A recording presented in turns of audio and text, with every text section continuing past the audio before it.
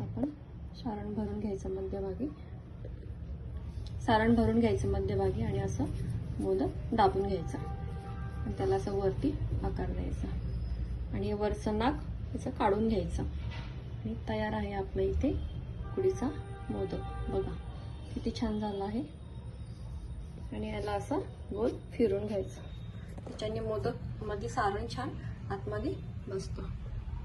इथे आपला उकडीचा मोदक छान असा बनवून तयार आहे. बघू शकता तुम्ही त्याला कळ्या किती छान पडलेल्या आहेत. आता अजून एक मोदक मी तुम्हाला बनवून दाखवते. असं गोलाकार फिरवायचं, मध्य जाड ठेवायचं आणि साईडनी पातळ बनवायचं. असं बघा किती छान वाटी बनते. छान गोल बनवून घ्यायचं याचा. खूप अवघड नाहीत मोदक, योग्य प्रमाणासहित केले तर अगदी सोपे मोदक आहेत.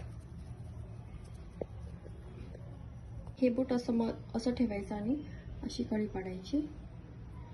हे बघा अशा पद्धतीने पूर्ण खालीपर्यंत दाबत जायचं. जवळजवळ सर्व कळ्या पाडून घ्यायच्या.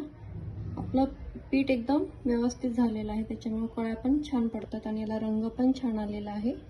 आंबेमोहर तांदूळ नक्की वापरा, याच्यामध्ये सुवासिक तांदूळ असतो. इथे छान सारण भरून घेऊया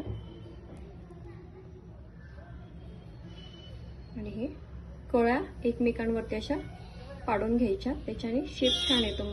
कळ्या अशा एकमेकांवरती छान पाडून घ्यायच्या, याच्याने असं छान होतो की मोदक.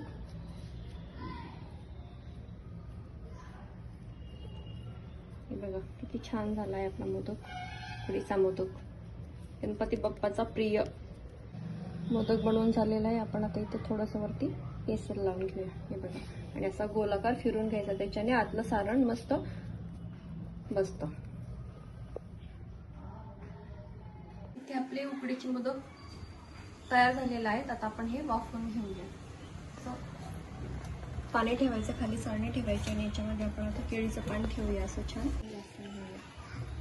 उकडीचे मोदक आपण छान वाफवून घेऊया. असे सर्व मोदक आपण ठेवून घेऊया. 11 मोदक झालेले आहेत आपल्या इथे. आता आपण याला 10 मिनिटासाठी छान वाफ देऊन घेऊयात.